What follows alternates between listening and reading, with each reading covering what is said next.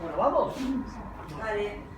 Bueno, el otro día terminamos el recorrido del gran eje, que es que completaría el primer día, o sea, en el viaje hipotético hubiera ocupado un día, lo hicimos en 2 porque estaba la introducción y demás.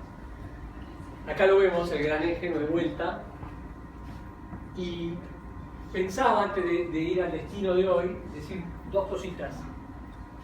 Si la tesis nuestra era que la forma de la ciudad, en este caso de París, se relacionaba con la idea del racionalismo como filosofía y con la idea del absolutismo como forma de poder, me parecía que el eje ese que hicimos el recorrido es lo más elocuente de esa teoría. O sea, no vamos a encontrar algo más elocuente de lo que queremos o lo que quiero demostrar que la presencia del gran eje. ¿Por qué? Bueno, es sencillo, porque no hay nada más racional que una línea recta. O sea, se dice que la razón elige siempre el camino más corto, ¿no? Está la famosa frase de Occam, la navaja de Occam. La razón siempre va derecho, corta, es como un bisturí. Y esto es un poco esa idea transformada en la ciudad. El eje es como un ordenador racional que de alguna manera, como se ve acá en la imagen, se enfrenta a la naturaleza, ¿no? Razón es esto y naturaleza es el río, ¿no? Es el principio ordenador que se pone por sobre la naturaleza. Ya lo iremos viendo esta idea. Y también en la idea del absolutismo, porque bueno, los ejes tienen antigua tradición, desde el Egipto hasta los romanos, y siempre están relacionados con una idea de poder absoluto. Las ciudades griegas no tenían ejes, digamos. Atenas no tiene ejes porque era una ciudad básicamente democrática. El eje siempre es la imposición de un poder. Los romanos no los antiguos, los romanos de ahora, tienen una frase, un dicho, cuando quieren decir algo derecho, dicen una espada. Esta calle es una espada, por decir algo que va derecho. Bueno, y ahora pensándolo, la idea entre la espada que corta y que traza derecho, tiene también su relación con esta idea de que la forma de la ciudad está un poco impresa desde un poder absoluto o que tiende al absoluto. Y así se fue conformando el eje que como veíamos el otro día, arrancaba con los Borbones, más o menos a principios del siglo XVII, y terminaba con Mitterrand en el segundo centenario, bueno, con toda la defensa, o sea, son 400 años, de irse construyendo paulatinamente, como lo vimos el otro día, con el aporte de nuevos objetos que se iban alineando, se acuerdan los arcos de triunfo, el obelisco, etcétera, etcétera, y de algunos hechos incluso azarosos, como habíamos visto la quema de las Tullerías. O sea que el eje es una conformación en el tiempo, es como una decisión tomada, pero que se va después actuando, que el poder va actuando en la geografía de la ciudad. Bueno, hoy tenemos otro programa totalmente distinto, pero siempre relacionado, que es la idea de ir al Museo del Louvre, uno de los museos más visitados, más grandes que existen en el mundo. Yo pensaba un poco la idea, ¿qué relaciona entre la ciudad y el museo? Porque el museo parece ser una especie de caja negra, un lugar aparte, como que no se relaciona mucho con la ciudad. Incluso hay mucha gente, yo entre ellos cuando era joven, que era una especie de sacado de la arquitectura, no me interesaban los museos. Para mí había que ver las ciudades, el museo era casi una pérdida de tiempo. De hecho viví 5 años en Roma y creo que fui al Museo Vaticano una vez, o sea, un tarado importante, digamos. Pero hay mucha gente que está, a veces porque va poco tiempo, yo como que desecha del viaje al museo y se dedica más a la ciudad, ¿no? Para que funcione, ni bien ni mal. Pero yo creo que hay una relación entre el museo y la ciudad. Se me ocurría un ejemplo que es el siguiente, es como la riqueza o el poder tiene como 2 formas de manifestarse. Está la que se manifiesta abiertamente, como es el caso de lo que veíamos recién, donde una persona muestra, digamos, comprándose cosas, o exhibe la riqueza, y hay otra riqueza, otro tipo de riqueza, que es la que uno consume más en privado, para él mismo o para un pequeño entorno. Pero ambas se relacionan. Es un poco como, para poner un ejemplo de la economía, está el dinero circulante, que se exhibe, que se mueve, y después está la reserva que está en el Banco Central, y parece que están ahí los billetes que nadie toca, pero que de alguna manera influyen en el circulante, porque se acuerdan hace un par de años cuando caía la reserva todos nos poníamos locos, o sea que hay una relación no directa, porque el dinero del Banco Central está ahí. Yo no soy economista, pero más o menos funciona así. Entonces, la idea es que el museo es como el banco central de la cultura. La ciudad tiene esto que se muestra, que se exhibe, tiene como una especie de tanque de reserva ahí donde está toda, como una especie de concentración de un patrimonio cultural. Vale, vamos a empezar con el Louvre, que tiene una larga historia. En realidad, el museo en general, cuando el origen del museo, es una tipología bastante extraña, porque generalmente los edificios responden a una necesidad, la necesidad de culto, aparecieron los templos, la necesidad de defensa, aparecieron las fortalezas o los castillos, etcétera, etcétera. En cambio, con el museo no ocurrió así. El museo existía todo listo antes, terminado antes de ser un museo. Porque los grandes museos de Europa, el Louvre entre ellos, era la colección, originariamente la colección privada de los reyes, de los monarcas, que tenían todas estas cosas, y que un día alguien dijo, bueno, esto lo abrimos a la gente y que sea un museo. O sea, no es que vino después, después de la función vino la forma, sino acá se da un caso al revés. Y es un hecho curioso cómo se dio esto, porque el Louvre fue uno de los primeros museos.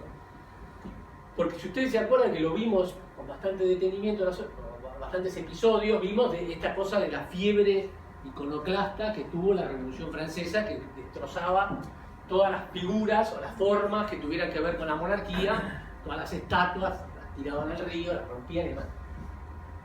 Y se dio una discusión muy profunda en el seno de la convención, digamos, del órgano legislativo de la revolución, de qué hacer con todo esto. Había muchos que decían que esto había que quemarlo todo, que era la muestra del poder de la monarquía que ellos querían terminar, y que entonces había que destruirlo como se destruían las estatuas.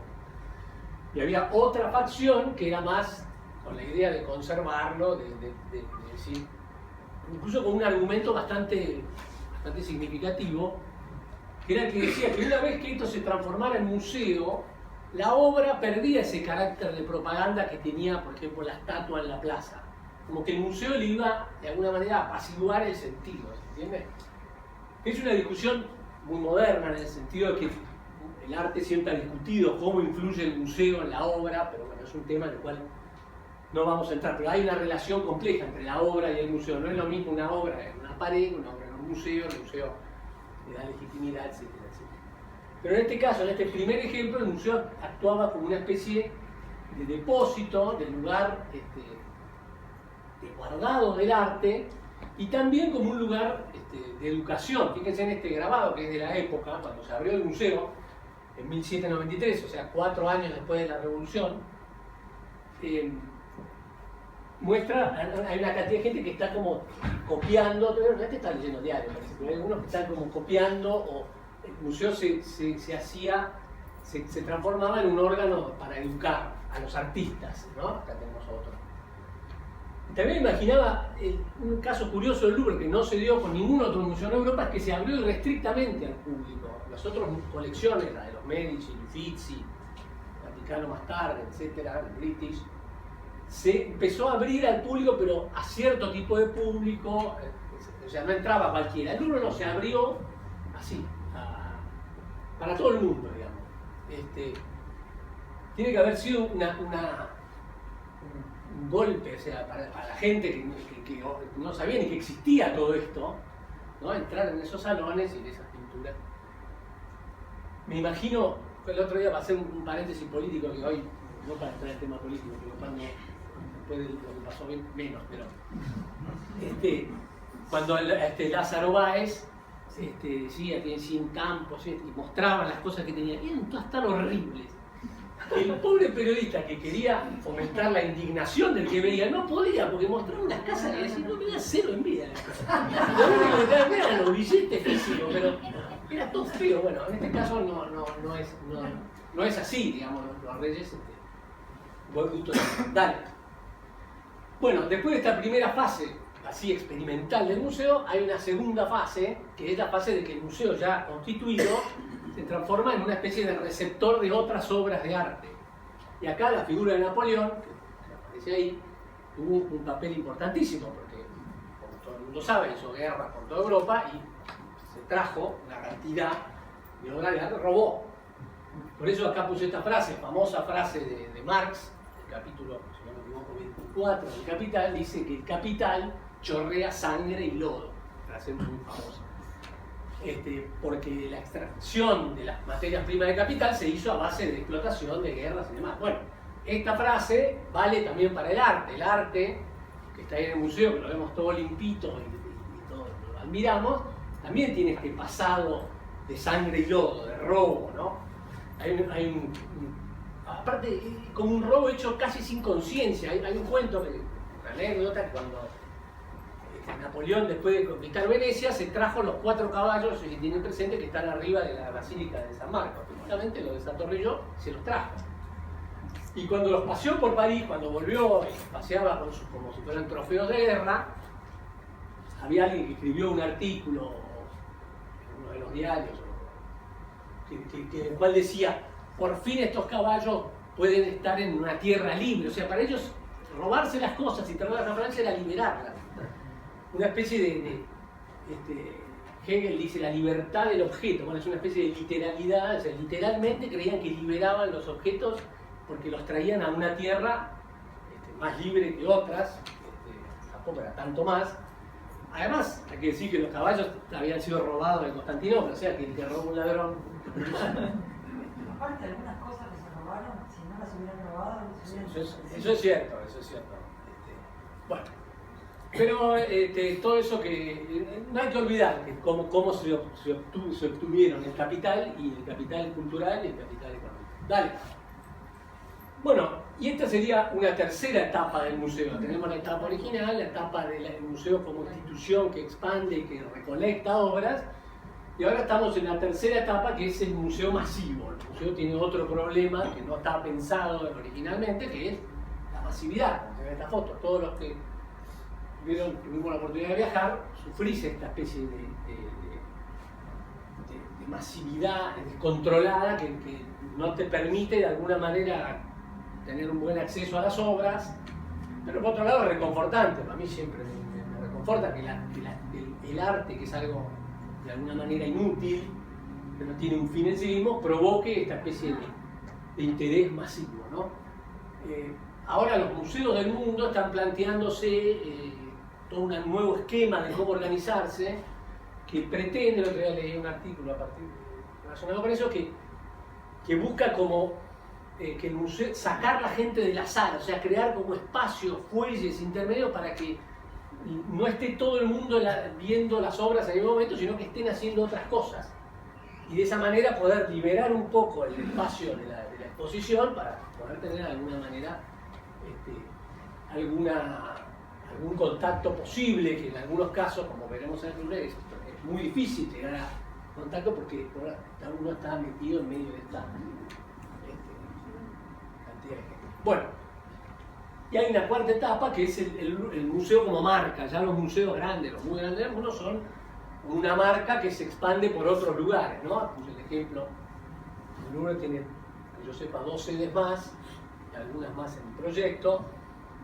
Una en Lens, el famosísimo estudio japonés, que es este, ganó el Pritzker hace poquito, Sanaa, y el otro es el de Jean Nouvel en Abu Dhabi, porque Abu Dhabi tiene todo lo mismo, una especie de copia de lo mismo. Yo no sé qué obras tiene, pero bueno, es un problema que... ¿Abu Dhabi dónde queda? Eso los Emiratos. ¿Y Lens? ¿Dónde? Lens creo que es Francia, ¿no? Es Francia. Sí, Creo que es norte de sur, Francia. ¿no? Creo que es norte. No sé. Bueno, creo que hoy en día hay una especie de... hay más museos que obras, pero bueno, eso es otro tema. Bueno, vamos ahora al que nos interesa, que es el Louvre, que en el año, como ya lo habíamos visto, lo habíamos analizado por afuera, en el año 88-89 se hizo la gran remodelación del Louvre, que ordenó un poco justamente fue el primero que captó ese problema de la masividad y trató a través de Pei, que hizo la famosa pirámide, pero no solo la pirámide, sino sino que reorganizó un recorrido y una manera de estar expuesto que hace posible, aunque dificultosamente, poder recorrer el museo. Porque antes yo, tanto viejo, fui antes de la pirámide del Louvre, era mucho más difícil moverse. Ahora está pensado, está centralizado el acceso y después las 3 grandes salas. Dale. Bueno, esta es ahora con un poco menos gente, la famoso acceso de la pirámide, que es una obra, bueno, de gran calidad. Más allá de la pirámide está este inmenso hall, todo hecho en un hormigón armado de una calidad impresionante, porque parece como si fuera una piedra monolítica. Está esta escalera muy famosa con este ascensor que baja, después se mete dentro de la tierra. Es una cosa muy espectacular y al mismo tiempo muy útil, porque permite organizar a todos los visitantes, que son miles. Tal. Bueno, eso es otro de los espacios, la también famosa pirámide invertida, que es una especie de patio de luz. Yo, si vamos a una pequeña crítica arquitectónica, me encanta la pirámide grande, me parece que después se dio un poco de manija, se llenó de pirámides por todos lados. Este tipo de cosas a mí mucho no. Bueno, vamos a tratar de hacer, por supuesto, cuando uno va a un museo de estas dimensiones, tiene que elegir, porque es imposible verlo todo, salvo que uno vive en París y vaya muchas veces, tiene que elegir, y nosotros que tenemos un poquito de tiempo, elegir algunas cositas para ver. Vamos a tratar de mantener un recorrido como si fuéramos ahí, mantener la relación espacial. Así que el Louvre está organizado con 3 alas, la ala Richelieu, la ala Sully y la ala Denon. Vamos a ir primero a esta, después a la Denon y último a la Sully. Y cada una tiene, depende de los casos, planta baja y 2 pisos o planta baja y 1 piso. Entonces vamos a empezar por el ala Richelieu, esta parte marrón, que es donde está la escultura del siglo XIX, la escultura clásica francesa. Dale. Solo un minutito atrás. Estos 2 patios que están acá, lo habíamos, pudieron recordar el otro día, se veían que están cubiertos, ¿no? El patio Marly y el patio Puget. Son 2 patios, por supuesto, originales, que a fines de los 80 se le pusieron, una estructura de vidrio tecnológica para acá abajo,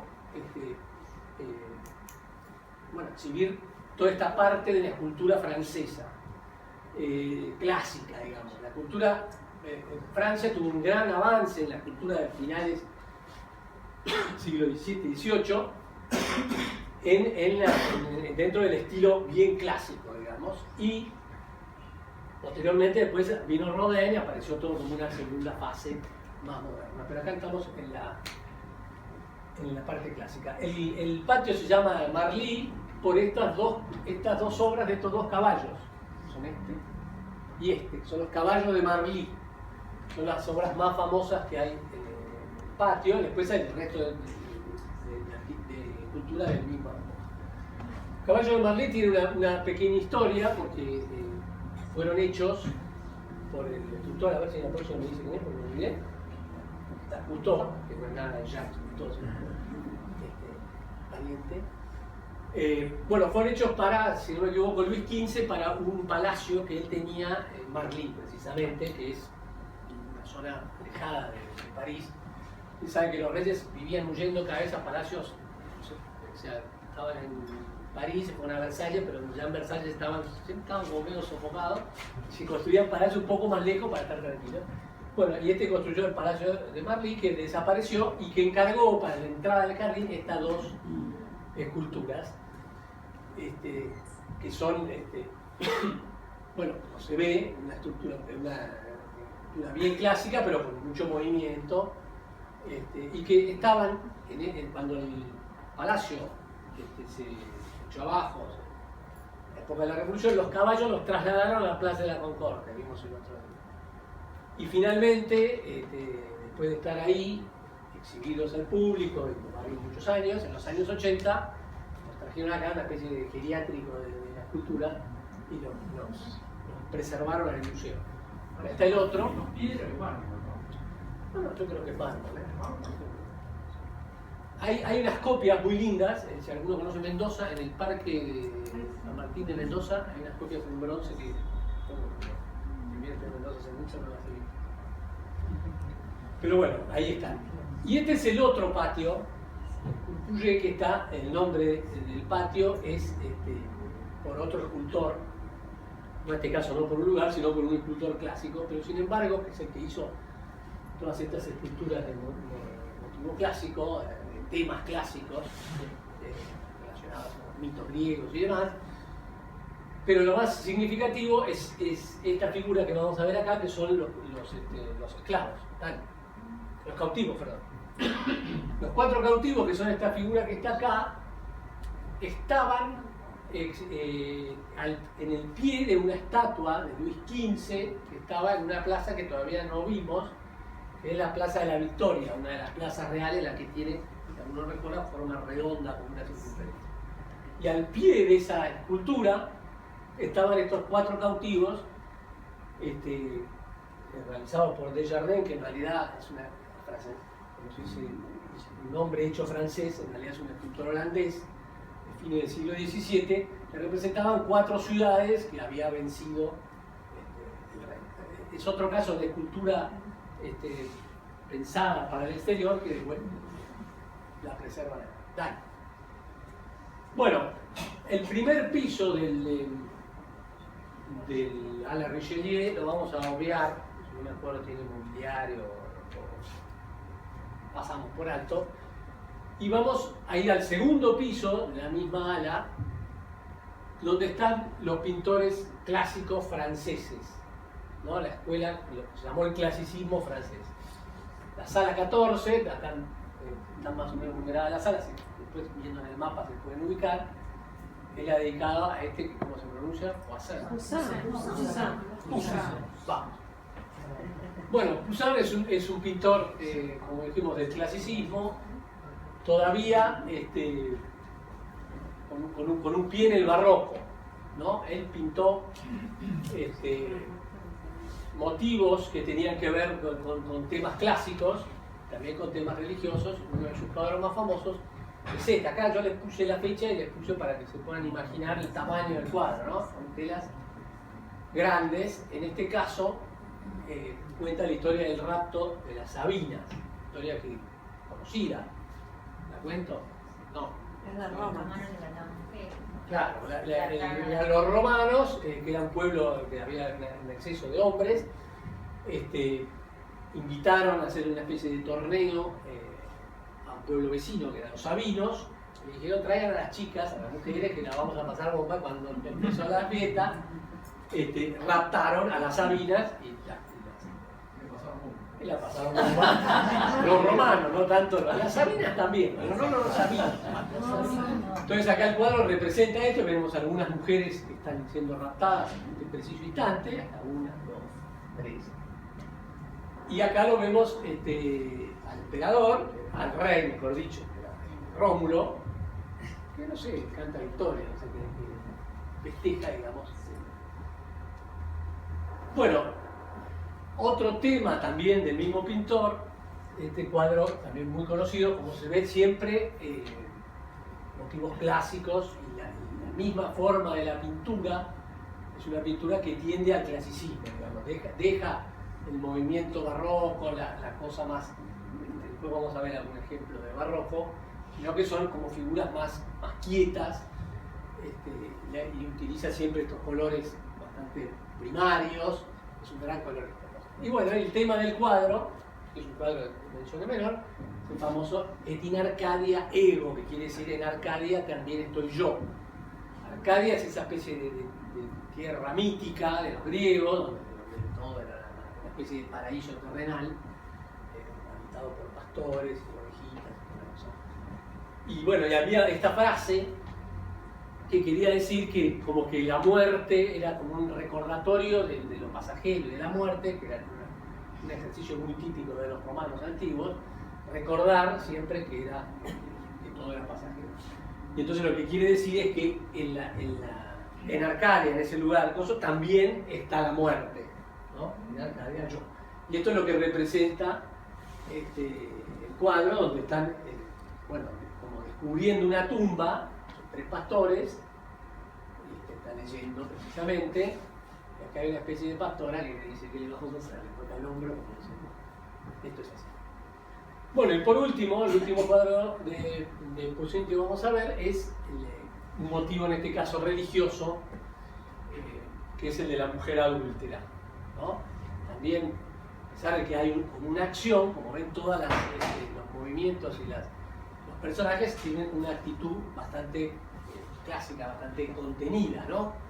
Está la adúltera con Jesús, de un lado los que miran lo que escribió en el piso y demás, y del otro lado los que están siendo echados. Acá hay un anciano que se ve que discute. Bueno, dale. En la sala muy próxima, de al lado, vamos a ver la otra, como el clasicismo francés en pintura, tiene como dos escuelas, la escuela que vimos recién, y la escuela de Claude Lorrain, que es una escuela que tiende más a la incorporación del paisaje. También temas clásicos, pero más referidos al paisaje. Este es un típico cuadro de Lorrain, que vivió muchísimos años en Roma, como la mayoría de estos pintores, y que representa también esta idea de la antigüedad, un poco así como media pastoril o campestre. Lorrain fue muy importante, mucha influencia de los pintores ingleses, en los paisajistas ingleses que vinieron en el siglo posterior, ¿no? Bueno, Campo Ballino, que es el lugar donde está el foro de Roma, acá ustedes pueden ver el arco de Constantino, que está enterrado, fíjense el arquito como se ve acá, ¿no? Es una visión real de cómo era en esa época, que es interesante, como eran los foros. Fíjense que están los templos y al lado casas construidas y demás. Todo esto antes de que después, en la época de Mussolini, se limpiara todo y dejaran los foros como los vemos hoy. Dale otra.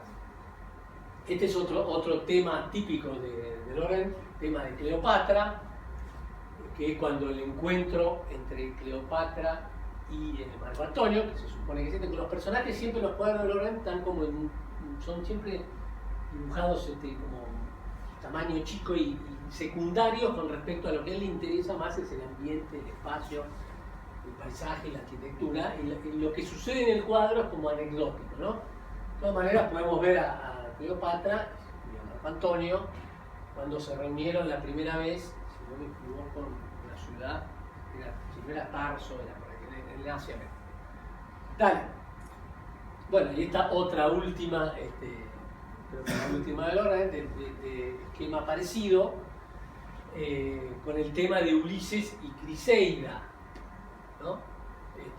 Como ven en el cuadro, yo no fui capaz de descubrir cuál era Ulises y cuál era Criseida, pero no importa. Se supone que ahí, entre esa gente, está. Dale.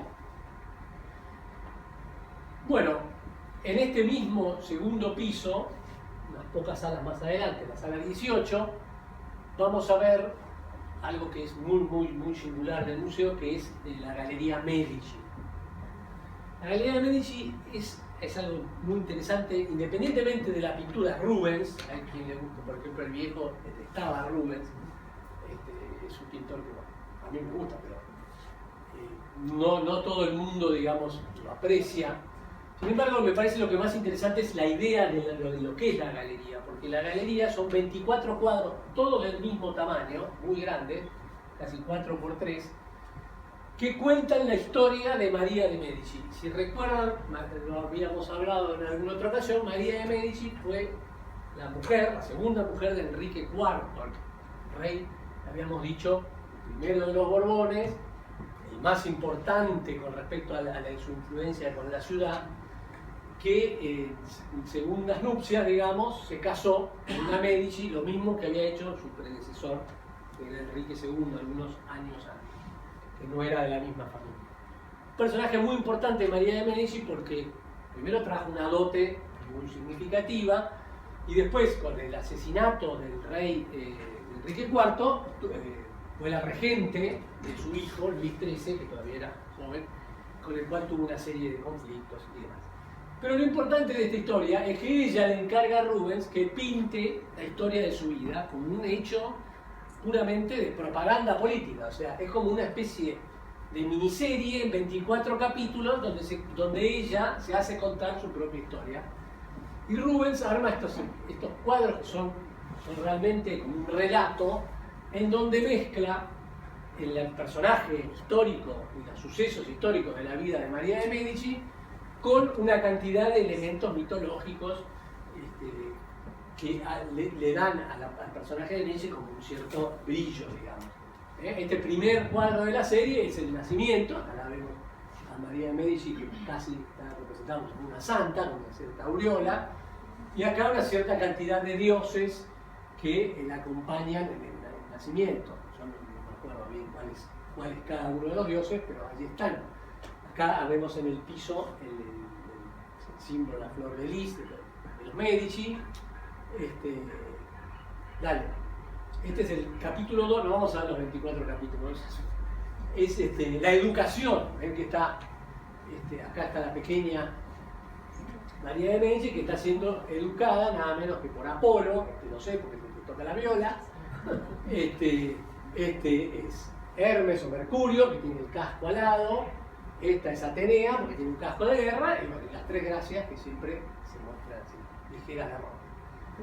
Tercer capítulo, presentación. Es decir, este es Enrique IV, el cual unos ángeles, una especie de cupidos, acá por todos lados, le muestran el retrato de su futura mujer a quien no conocía.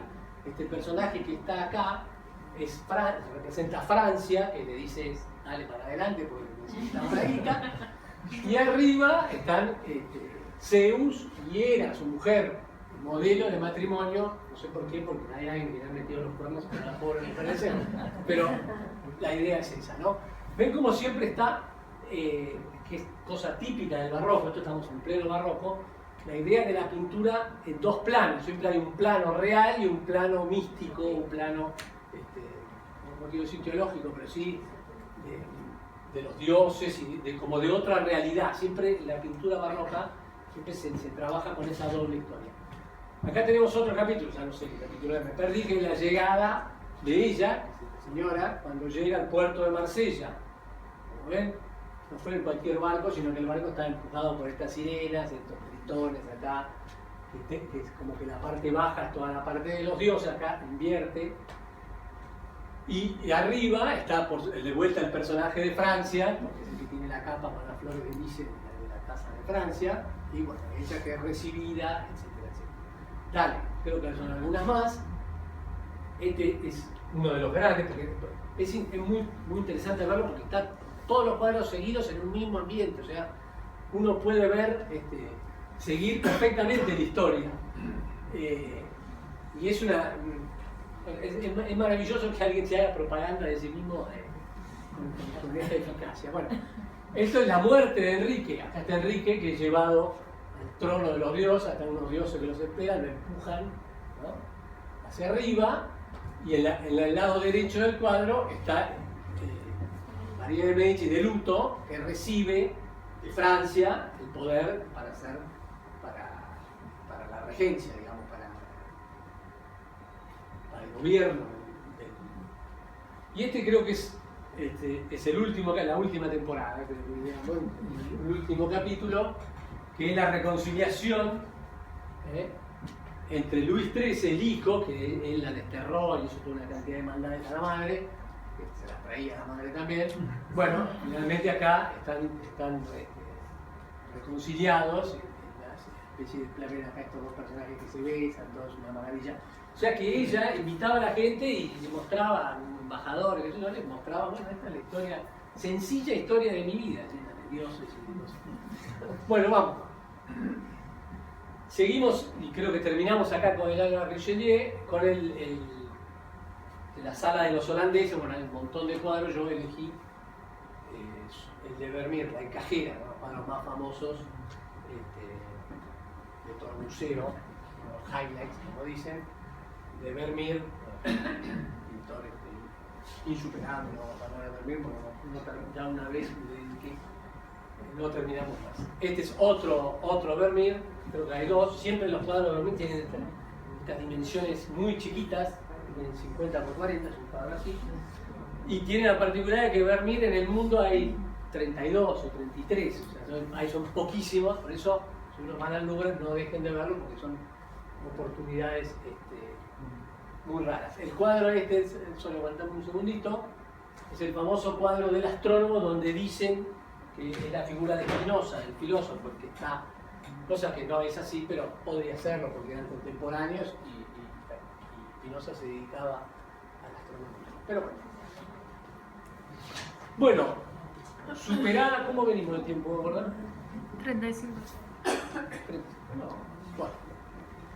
Superada el ala Richelieu que acabamos de ver, no sé por qué este mapa está en alemán. Pero bueno, ves acá dicen Mesopotamia, todas estas cosas que dejamos de ver, porque si no, no terminamos más. Aparte porque no sabría qué decir de la Mesopotamia. O sea, cero. Y vamos a dedicarnos, cruzamos, de vuelta por la pirámide, y nos vamos al ala izquierda, el ala de Norm, que arranca en planta baja con la galería de escultura italiana. Acá está lleno de escultura italiana de todo tipo y color. De esto vamos a ver lo más famoso, que son los esclavos, que acá ya los vemos, 1 y 2. Los esclavos de Miguel Ángel, que también fueron tomados, prestados, digamos, por así decir, de Florencia, y Napoleón se los trajo. Los esclavos, bueno, conocen la historia, son 6, y es la idea de Miguel Ángel es hacer como la escultura que sale de la piedra. Esto es cuando el personaje del esclavo ya está fuera.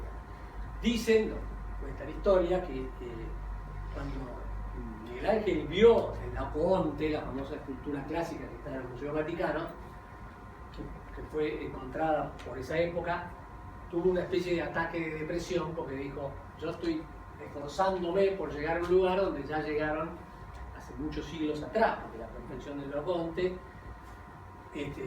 era un poco el sumum del camino que él estaba recorriendo.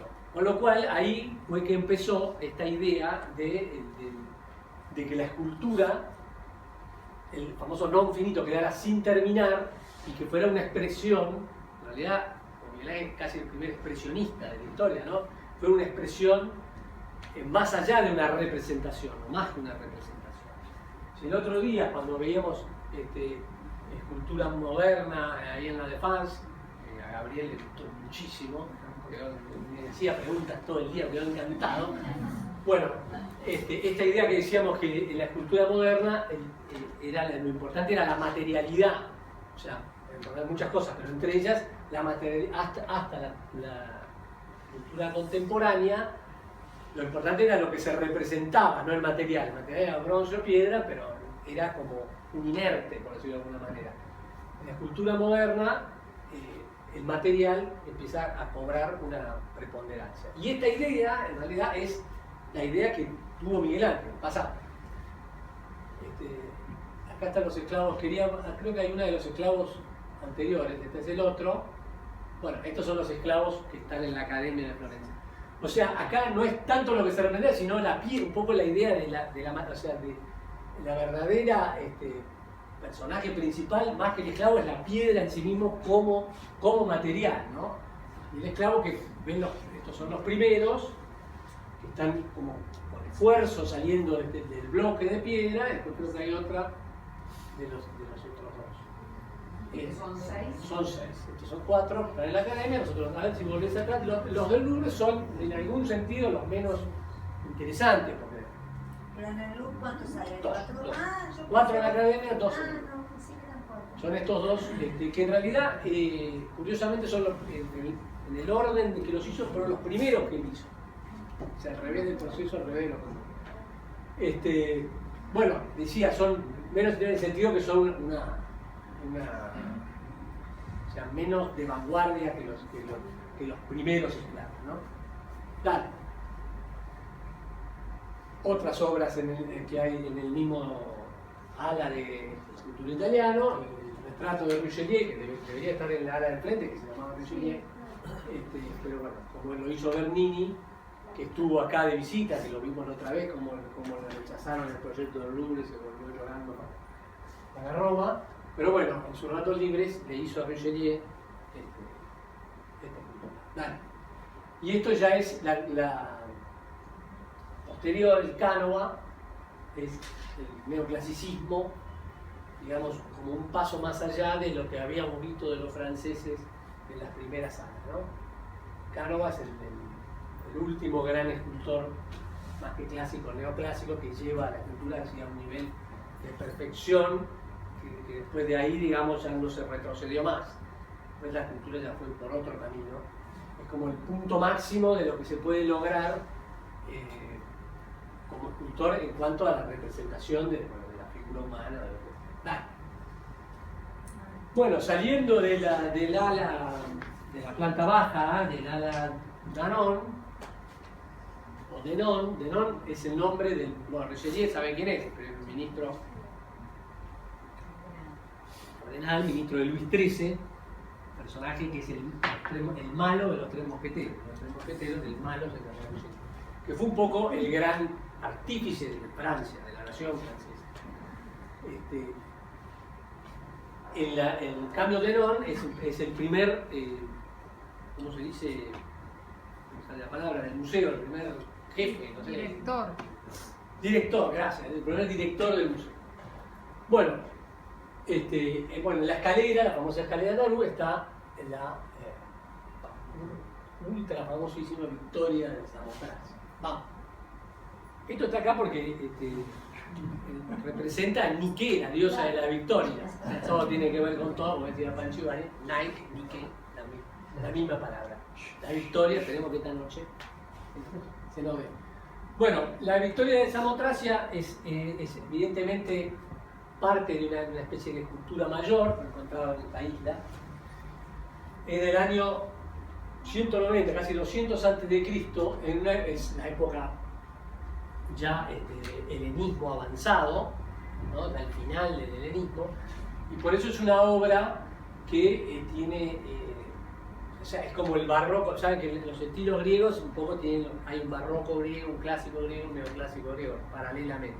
Esto correspondería al barroco por el dominio que tienen del material, que se puede ver, dale la otra, ¿no? En toda esta forma de trabajo de los pliegues, que es muy, muy real, como que habían llegado al máximo poder de dominio sobre el medio, digamos, sobre la piedra, ¿no? Fíjense que estas veladuras como son muy, muy, muy insinuadas y muy, muy reales, ¿no?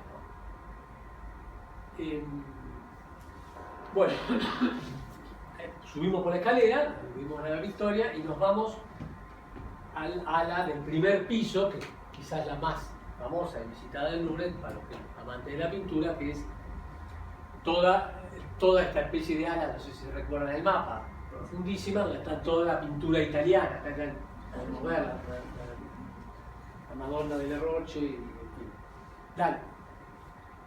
De acá elegí unos poquitos, para eso hay muchos, algunos por simpatía personal, como este Carpaccio, que pertenece al ciclo de San Esteban. En realidad esto eran, creo que 3 o 4 cuadros, de los cuales una vez más arrancado de los demás y traído al Louvre este solo. Carpaccio es un pintor veneciano, famoso por los cuadros de la escuela de San Rocco en Venecia, un pintor que particularmente a mí me gusta mucho, famoso por su trabajo en los detalles y por el dibujo de la arquitectura, ¿no? Fíjense lo que es esta ciudad, toda blanca, cosa dibujada con mucha precisión, y la obra relata el martirio, bueno, en realidad en este caso la predicación de San Esteban. El ciclo termina con el martirio, acá lo vemos a San Esteban, vestido como un cura moderno, pero moderno para la época de Carpaccio, porque es muy típico del Renacimiento hacer esta especie de traslaciones de época. Y acá los que lo oyen, estas mujeres muy piadosas, ¿no? Algunas muy tímidas, porque esta no se deja ver, y los personajes que con alguna desconfianza ya lo empiezan a mirar, ven a uno que está con el libro, otro que se rasca la pera, como diciendo esto va mal, y terminó muy mal. Y bueno, está lleno de segunditos, lleno de detalles y de cosas, son cuadros, ven estos chicos igual, tienen una preciosidad en el dibujo, que uno los puede mirar, son como cuentos para chicos, llenos de pequeños detalles que le dan como una especie de vida muy particular. ¿Sí? Son todas. ¿Y la foto era el del perrito? Correcto, el del perrito de San Martín. Sí. Y eso está en la academia de San Rocco, no, de San Giorgio de Schiavo, perdón, de Venecia. San Giorgio de Schiavo. Bueno, este es otro cuadro también muy conocido. Los que vinieron el viernes con las crucifixiones, este nos tocó, que es la crucifixión de Mantegna. Mantegna era un pintor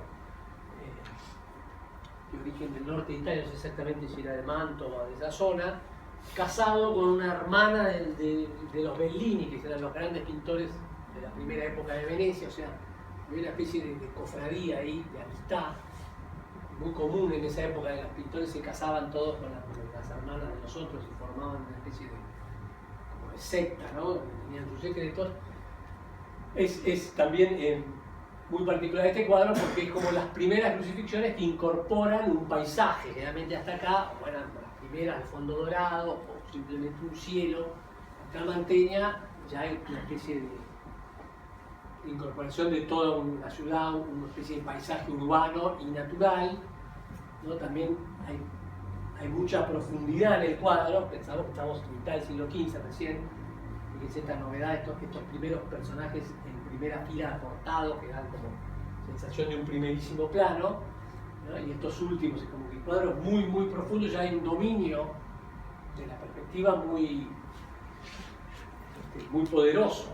Como costó bastantes siglos poder representar la perspectiva perfecta, ya en esta época estamos en un dominio total del espacio pictórico. Después las representaciones siempre... Acá. ¿Por qué los ladrones tienen los brazos así? La verdad que no sé. Están atados. Algunos Atados, están pero atados, otros están no crucificados. sé, este tiene como la pierna todavía zafada, ¿no? Tampoco puedo descubrir cuál es el... En muchas crucifixiones se descubre cuál es el bueno. El malo tiene más cara de malo, obviamente. Pero acá no. Este Yo de creo la que derecha parece más el malo. racista debe ser ese. De izquierda Parece más bueno porque este es más negrote y Mantegna debe ser un poco racista. Bueno, y acá tenemos el típico, la figura de Cristo que divide la parte de los dolores. Está la Virgen muy lindo como está sostenida, como que se está por desmayar y ahí la sostiene de atrás. Fíjense cómo los brazos están como pesados, muertos. Dice que es difícil cuando uno no lo ve cronológicamente, pero esto son todos avances significativos en la pintura, poder representar los sentimientos de esa manera tan real. Y del otro lado tenemos los soldados que acá se están jugando una tómbola para acá la vestidura, como ven, y están ahí. Bueno, dale. Otra crucifixión más, en este caso de Bellini. Fíjense que es curioso porque es un poquito posterior. Poneme en qué año era la otra, 57. Esta es 65, o sea, 8 años después, hecha por el Bellini, que como dijimos era un valiente político de Mantegna, que sin embargo parece un poco más antigua en algún sentido, pero en realidad no lo es, porque es una pintura que en vez de ser como una pintura de escenario, como era la otra de clima, acá el pintor como que busca una representación más dramática, más personal. Fíjense que son todos 3 personajes que sufren casi con la cara, digamos. Él como que se despoja de todo lo que rodea el hecho de la crucifixión y se concentra en el dolor de estos personajes, la Virgen y San Juan, y bueno, incorpora este paisaje típicamente toscano. Podría Bellini era veneciano, puede ser veneciano. Vamos. Bueno, en la misma sala está otra famosa obra, La Virgen de las Rocas, de Leonardo, y ya va preparando lo que va a ser el clímax del museo, como todo el mundo sabe. Es la Gioconda, es un cuadro un poquito posterior, donde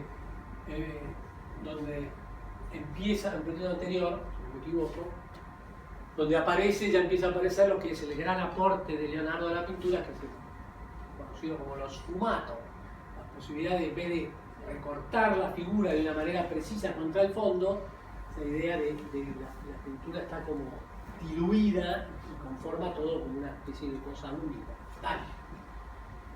En la misma sala, antes de llegar a la Gioconda, está este otro cuadro de Leonardo que todavía, si ustedes lo miran con detenimiento, bueno, todavía no aplica la técnica del sfumato porque la figura está muy recortada contra el fondo, pero de todas maneras, una de las cosas que incorpora Leonardo a la pintura es como la expresión del retrato. El retrato no es una cosa como anónima, sino que los personajes que pinta Leonardo es uno de los primeros que los carga con una fuerte idea psicológica, ¿no? La Belle de Ferronnier es un personaje que se dudó mucho tiempo de quién era, que todavía no se sabe, y se llama así por esta joya que es que se llama Ferronnier precisamente, que es esa especie de vincha con una piedra en la frente, y que una persona que usaba esta era el amante de, yo no me acuerdo mal, de Francisco I, pero no es esa la persona, pero quedó con el apodo, digamos. Se cree que es un personaje también amante o de alguno de los Visconti o personajes del entorno de la... Bueno, y después de esa ese larguísimo corredor lleno de pintura italiana, pasamos a la famosísima Sala 6, que es como el puente, si ustedes recuerdan el mapa, que es también dedicada a la pintura italiana, donde está la estrella de todo el museo, que es la Gioconda. Esto nunca lo van a ver así porque hay 200.000 personas. Es un privilegio único. Bueno. Una anécdota. Sí. Cuando yo fui a Louvre a ver la Gioconda, estaba repleto, pero repleto. No se podía llegar casi. Había unos japoneses que le sacaban foto al cartelito de la Gioconda. Deben sacarle El cartelito, porque había como una reproducción de la Gioconda que decía, acá está la Gioconda. Entonces iban todos los japoneses. Como no podían llegar a la Gioconda, no está la foto, no. Bueno, la Gioconda no hay mucho más que decir. Pero la pregunta que si uno se hace es ¿por qué es tan famosa la Gioconda? Sí, ¿verdad? Que siempre resuena, ¿no? Porque no hay duda que es una pintura de enorme calidad, bueno, el sfumato, todo eso que hablamos, pero el prestigio es tan increíblemente enorme comparado, por ejemplo, con la Belle de Ferronnier o con otros cuadros de Leonardo, que resulta difícil explicárselo. Una teoría que se me ocurre a mí es el tema de la sonrisa. La verdad que es el primer cuadro de la historia de la pintura que alguien se ríe. Que tiene la clásica expresión de la sonrisa de la Gioconda. No entiendo por qué hay muy pocos cuadros de gente que se ríe. Eso porque cuando sacamos fotos todos nos obligan a reírnos y no es una pregunta que me hago, ¿no? Pero bueno, es un poco esa idea de la técnica, es un poco idea de la expresión del personaje, en fin. y que te mira de todos los ángulos. Que te mira, que es sugestivo, que sea. De todas maneras, no parecería alcanzar para la desproporción que tiene la fama de esta pintura. Pero bueno, Tuvo suerte. sí, una suerte que dura 500 años. Porque, hay cosas que decir, bueno, esto es la moda, en fin. Bueno, en este caso parece difícil sostenerlo, porque aparte, o sea, es una fama que va en aumento, digamos, que conquista nuevos mercados. Por dar. En la misma Sala 6 hay otro cuadro, también muy famoso, de enormísimas dimensiones, que es la boda de Caná, cuadro de Veronese. Que la gente, como que la Gioconda es una especie de succión de la atención y poca gente mira, a pesar de que tiene dimensiones absolutamente gigantescas, 7 por 10. Bueno, el Veronese es un pintor muy rápidamente de la escuela veneciana, competidor entre comillas de Tiziano, eran como las dos grandes figuras de la pintura veneciana ya entrado el siglo XVI, y le gustaba hacer estas telas en donde el mundanizar, digamos, el tema religioso. En la boda de Caná, el relato evangélico no se imagina que esta joda extraordinaria que hay acá, lleno de personajes, de sirvientes, ¿no? No tiene la idea de una cosa mucho más, claro, más rural, más tranquila. Pero bueno, a Veronese le gustaba la fiesta y le gustaba pintar, fíjense, totalmente fuera de época, los músicos tocando la viola, no importa, a él no le importa nada. Él quiere, es un pintor, aparte de un colorista fantástico, los venecianos son así, tienen esa alegría de vivir, es una parte, una boda de la altísima sociedad, otra que la de Paulita que se va a casar ahora. Fíjense los vestidos de los personajes que están, la guita de sale para las orejas. También es famosísimo Veronese por ser gran dibujante de arquitectura, conocedor de palacios y demás, o sea, toda la arquitectura que no representa nada real, sino son inventadas por él, o sea, típicas del Renacimiento, tuvieron gran influencia también en la arquitectura, ¿no? Su pintura. Dale. Bueno, este es el otro cuadro famoso de Veronese que siempre se le pone en comparación, que está en la Academia de Venecia, también de dimensiones gigantescas, es un poquito posterior, que en realidad dicen que lo pintó para un convento y que quería representar la última, representó en realidad quería la última cena, porque cuando vieron los monjes le dijeron, me parece que pifiar. El tipo dijo, no hay ningún problema, le pongo la cena en la casa de Levi y pasó al cuadro. Le cambió el título para zafar de la censura. Le llevaron a la Inquisición, ¿eh?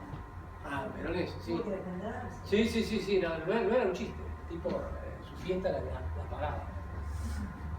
Bueno, dale. Sobre el final ya de las salas de pintura italiana, les puse un poco de cuadritos de los venecianos más tardíos, siglo XVIII, que son los famosos vedutistas, ¿no? Pintores italianos, Canaletto, Guardi y demás, que fueron los que primeros que empezaban a pintar el paisaje, pero no el paisaje natural como Constable y los ingleses, sino el paisaje más urbano, ¿no? Hay miles de vedutas de Canaletto, está el puerto muy activo puerto del muelle de San Marcos. Y ya para cerrar, creo que está la última, ya más entrado del siglo XVIII, el cuadro del Tiepolo, que es como el barroco más tardío, pintor de una técnica excepcional, donde lleva al extremo todos los medios de representación, la luz, el color y demás. Sobre todo, no, pero que es famoso el Tiepolo por el tipo de perspectiva que utiliza, siempre utilizando ángulos sesgados, y las famosas perspectivas desde abajo y demás. En este caso, también un tema clásico, que se ve que el tema clásico no pasaba nunca de moda, ¿no? Apolo y el rapto de Dafne, que acá ya empiezan los dedos a convertirse en planta, ¿no? Cuando la historia, cuando la quiere raptar, se convierte en un árbol. Y este personaje de acá, que en realidad es el río, no me acuerdo cómo es el nombre, representa el río, está con un remo donde se produce la escena. Vamos. Bueno, seguimos en el ala menor. ¿Cuánto vamos ahora? 58. Opa, vamos mal, para los neoclásicos franceses, vamos a ir un poco más rápido porque si no se nos va a ir la tarde. Dale. Bueno, David es el representante del neoclasicismo por excelencia francés.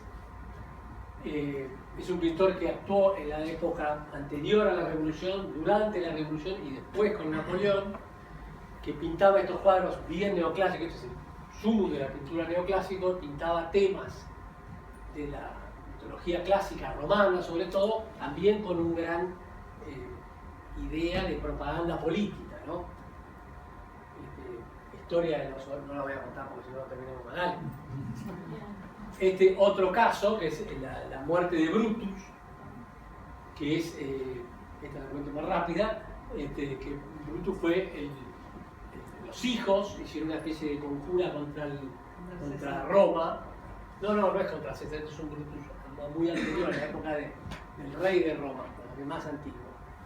Y el padre los denuncia y los matan. Acá muy elocuentemente está el padre, el verdadero Bruto, con un aire de... O sea, siempre son, igual que los Horacios, siempre David trata de destacar la importancia del Estado por sobre las personas. Idea que después, un poco, fíjense que esto es el año de la Revolución, es como que quiere hacer docencia cívica a los que miran los cuadros. O sea, la nación, Francia, está por delante de todas las pasiones personales.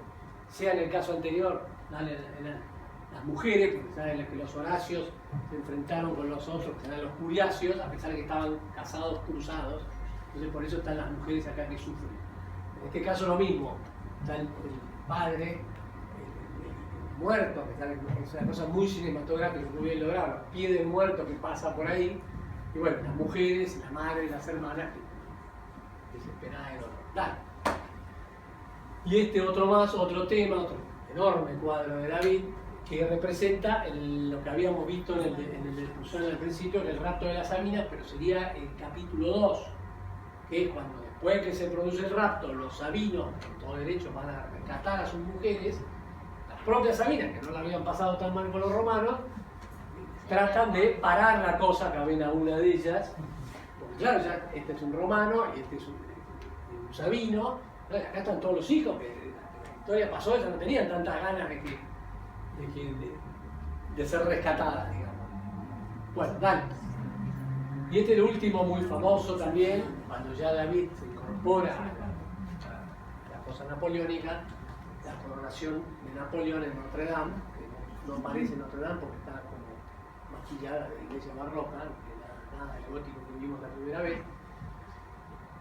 Y está el famoso gesto de Napoleón que dice que se corona a sí mismo. Acá no lo sabemos, dejó en suspenso, pero sí, toma la corona él y se la pone. Acá está el Papa, que no era prisionero, era prisionero de Napoleón. Dale. Romanticismo, una más.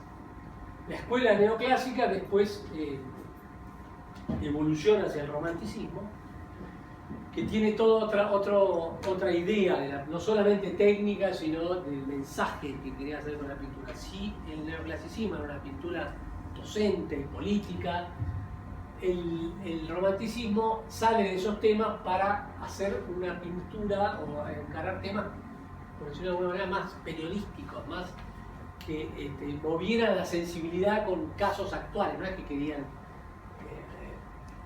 mostrar ideales de conducta, sino hacer reflexionar sobre las cosas que pasaban.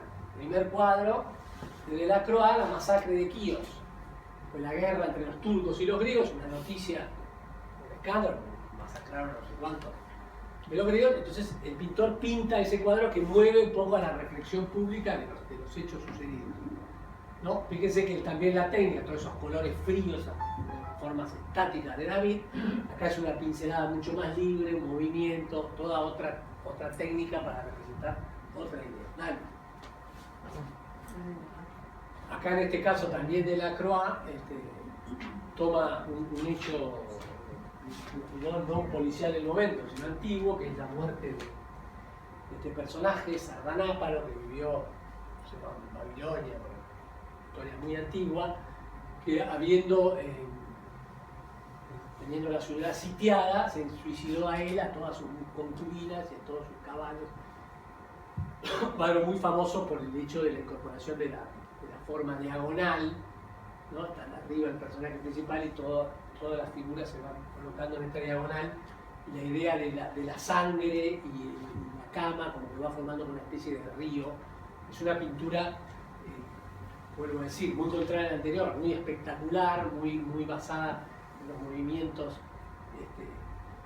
de los personajes y en el mismo modo como está pintado. La pintura neoclásica es una pintura como más plana, la pintura de Delacroix, de los románticos, es una pintura como con más pinceladas. De hecho, él pintaba y después como con una pluma, tenía como una técnica que le daba un sobrecolor para dar ese efecto de movimiento. Vamos. Bueno, este ya lo vimos. Otro hecho policial, ¿no?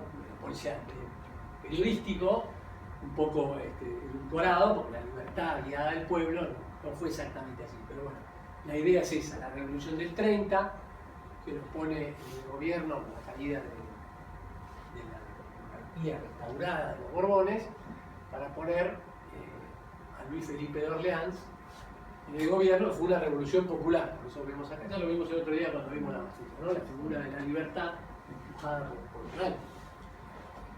Y de Géricault, que es un discípulo de Delacroix, que murió muy joven, también relata otro caso muy conocido y muy comentado en su época, que fue esta balsa de la Medusa, que fue un naufragio que hubo de un barco francés que iba al norte de África, y bueno, una especie de Titanic del siglo XIX, porque no había los botes. Primero es una crítica porque esto, cuando recién se restauró la monarquía, el capitán de ese barco no era una persona idónea, sino era un noble que evidentemente no estaba capacitado para el viaje.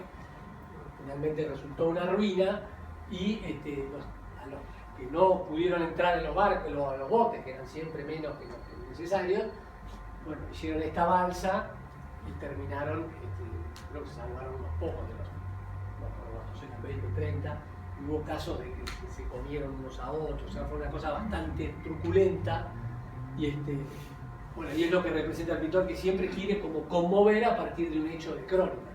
Fíjese cómo la obra también está armada con esta idea de la diagonal, en este sentido de derecha a izquierda, perdón, de izquierda a derecha, donde está el tipo muerto ya acá, color pálido, con los pies en el agua, este otro, y cómo va subiendo, esto está mejor, y hasta el último, que es el que ve el barco, que es esa sombrita que está ahí, que finalmente lo rescata, como una especie de ascensión de la muerte a la vida o a la esperanza. Dale. Bueno, vamos a la última, no se preocupen que esta es cortita, el ala Zulí, que es el pabellón que rodea al patio cuadrado que vimos la otra vez. Vamos. Bueno, ¿será que se terminará? ¿Había alguno más, no? ¿Por qué tiene una rodilla? Sí, no, estaba la Venus de Milo y alguna cosa más. No. Estaba acá, el palito. No, es que ya que quedó pensando. No, pero ese lo vi acá. Bueno, quedaba la Venus de Milo y alguna otra cosa. En todo caso, lo vemos la próxima vez, pero no. Nada. ¿Es así? Es así. ¿Lo tenés guardado en otro lado? No sé. Abruptamente. No, se ve que no cargó. No, pero se la vi ahí.